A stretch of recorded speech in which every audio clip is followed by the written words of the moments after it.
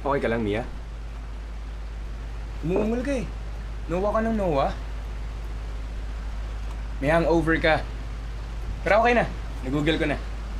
A hangover needs food na madaling madigest. Kaya nag-order na ako ng breakfast, tinapay, and scrambled eggs. Electrolytes in food help replenish a dehydrated system and put calories back into your body. Sino ka? Si Jay! Jay! Good job, Mia.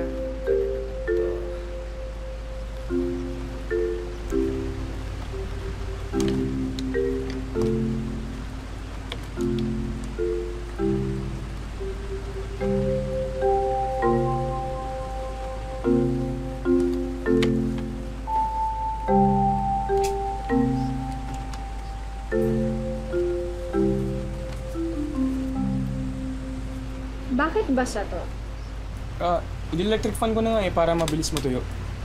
Baka kasi mag-chills ka eh. Pag uwi mo, ligo ka agad ah. Health is wealth.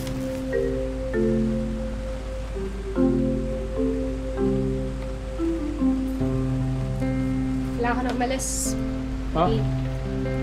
Naghihintay si Bru. Bro? Aalis ka na? Eh, padating na yung breakfast eh. Hintayin mo na. Naghihintay si Bru. Okay, thanks. Uy, sandali yung breakfast parating na eh. Tara na. Mia, sabi ko sinong Bru? Mia!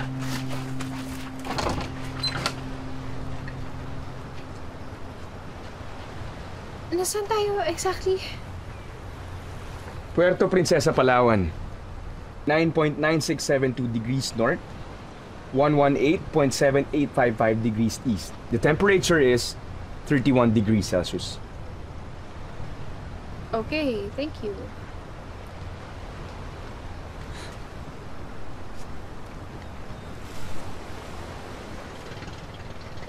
Kuliti yan. Namboboso ka kasi. Naka-clog yung glands mo. Patingin ka sa doktor. Mia! Mia! The Philippines generally experiences colder weather from October to March due to the persistence of the northeastern monsoon. The early morning temperatures may dip to as low as 18 degrees Celsius this week due to a more enhanced amihan. Ano? Sabi ko mag-jacket ka kasi malamig. Ang init kaya! Ito talaga. Jessie, Bakit? ang mama mo nagsabi sa akin na nandito ka. Alalang-alala siya sa'yo. Sabi niya sa akin, umuwi ka na raw. Sinabi mo ba sa kanya yung kabastos ang ginawa mo sa akin?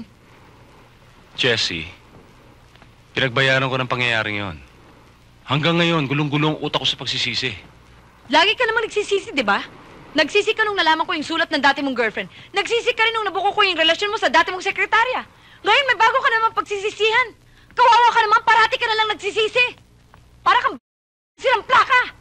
Jessie, may isip naman ako Alam ko mabigat ang kasalanan ko sa'yo ngayon. Pero unawain mo naman sana. Hindi na mauulit yun. Ayoko magpakasal sa lalaking magulo ang buhay. Kaya nga tayo magpapakasal para pareho natin mapapatino ang buhay natin dalawa. Magsimula tayo mula sa umpisa. Eh, paano nga natin patitinuin ang buhay natin? Hindi pa tayo nagsisimula, magulo na. Jessie, try to understand. Siguro naman alam mo na hindi naman tayo magkakaroon ng plano magpakasal kung hindi ako handa maging asawa mo. You know what marriage is. It means I'll be your husband for the rest of your life. And what makes you think I want to be your wife right now? Richie, parang ako pa ngayon na may utang na loob na pumayag ka maging asawa ko. Wow, hindi naman yun ang sinasabi ko eh. Jessie, what I'm trying to say, kung meron mang mga babae nagdaan sa buhay ko, ikaw pa rin ang pinakamamahal ko. Ah, ganon. So gusto mo, kalimutan ko ng lahat ng nakita ko. At pumapil ako ng habang lahat ng tao naniniwala na malinis ang hangarin mo sa pagpapakasal mo sa akin. Malinis naman ang hangarin ko. Oh, come on, Richie. Why don't you just go fly a kite? Jessie, Why don't you just... Jessie, ano bang gusto mong gawin ko? Para maniwala ka lang sa akin. Wala ka nang dapat gawin dahil kahit naman ano pang gawin mo, hindi na ako maniniwala sa'yo. Paano nakasal natin? Naikalat na mga impitasyon So, worried ka na hindi kasi siputin ang bride mo sa kasal mo. Pwes, bakit hindi ka maghanap ng ibang babaeng mapapangasawa? Total, marami ka namang babae, di ba? Ang hirap mo naman kausapin eh. Bakit ang ibang babae madaling paliwanagan? Dahil iba ako sa mga babae mo. And you're just wasting your time, Richie. Alam mo bang inisip ko rin mabuti kung bakit ko nagawang makipagrelasyon sa iba kahit malapit ang kasal natin? Dahil naisip ko, malaki talaga ang diferensya mo. Kaya hanggang ngayon, di pa rin hulog ang loob ko sa'yo eh. You wanna know why? It's because you're conceited. You're egoistic, all you think of is yourself. Hindi ka nakikinig sa sinasabi ng ibang tao. Gusto mo ikaw lagi nasusunod.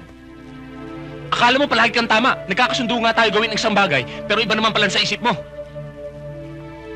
Alam mo ba kung ano ibig sabihin nun? Ang ibig sabihin nun, sarili mo lang ang iniisip mo. Humarap ka sa salamin, Jessie. Tingnan mo mabuti sarili mo. Malalaman mo rin totoo sinasabi ko.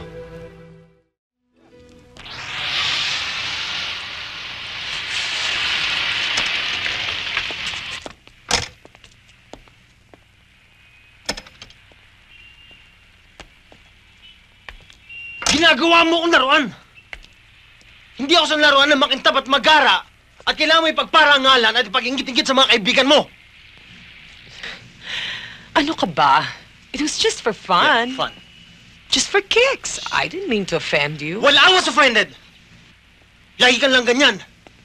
Lagi mo akong pinaparada sa mga kakilala mo. And it worked, didn't it?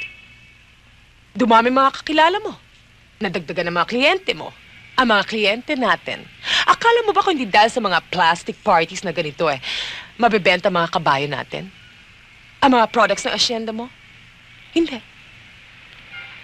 Look, do you think kaya nagpapaparty ang mga mayayaman at dumadalo ang mga iniimbita ay just for the simple pleasure of it? Of course not. Business din yon, Edwin. That's where you meet people. And meeting people is the core of any business. So, if you want to be successful, kailangan mapansin ka.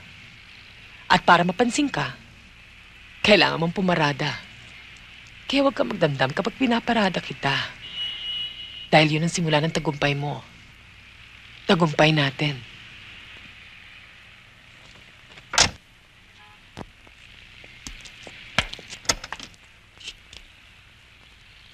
Ano bang problema mo? Pwede ba pagod lang ako?